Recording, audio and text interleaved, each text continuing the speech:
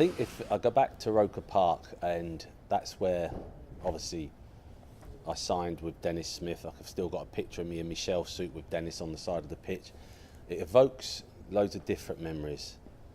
Some great games, some not so great games, some brilliant memories, some not so great memories. So I try to just think about the positive side, the great memories, like the goal I scored against Chelsea, you know, where you end up diving into the full end, and it was boys' own dreams, like, you know, the stuff you dream about when you're younger.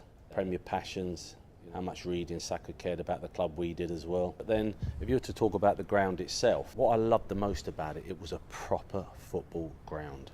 You could smell football when you walked underneath the stand. It was just a proper football ground, you know, when you came to it, and the fans were right by you, and it was brilliant.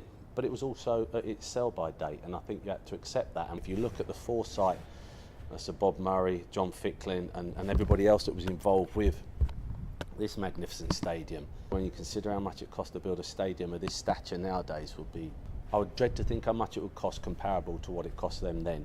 So I think a massive pat on the back's got to be given to them both, because when they said they were going to do it, because at that moment in time we were on the up, we used to enjoy coming down to see it being built, to see it evolving, to see it getting bigger, to see it getting higher. I absolutely love that, and in time when everything else gets done, it'll brighten it back up again.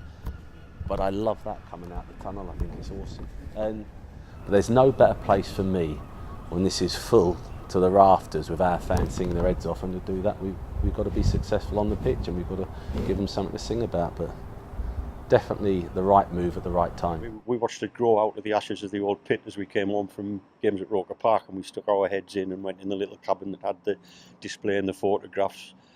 But it still didn't quite prepare you when we first walked in, and you come in, you know, 15, 20 rows up above the pitch. I know I'm very, very biased, but it is much, much better and got more character about it than a lot of we call them flat pack stadiums, virtually the same setup. That one's got a little bit more about it in terms of design and facilities as well. Roker Raw is famous, and rightly so, and it'll never be repeated, but when that place gets rocking, you know, the semi-final in the playoffs against Sheffield United comes to mind, the Burnley game where Carlos Edwards scored, 2-2 draw with Newcastle, a Kieran Richardson 2-1 win 16, 17 months ago when we beat Everton, and then the game against Chelsea where we won 3-2. That, you know, that shows that place can be as good as any that's in the Premier League now, and it's not far off what Roker Park was like.